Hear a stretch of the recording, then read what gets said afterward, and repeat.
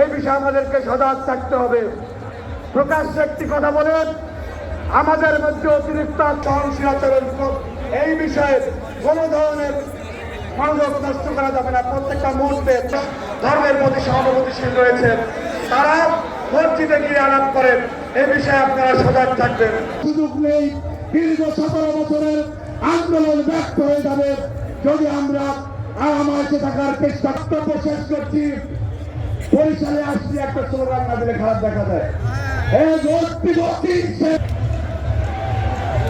সম্মানিত উপস্থিতি, এই পর্যায়ে বক্তব্য রাখবেন ইসলাম খান।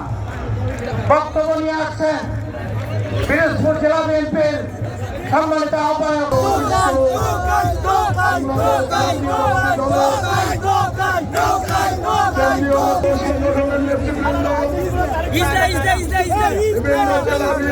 ইসরা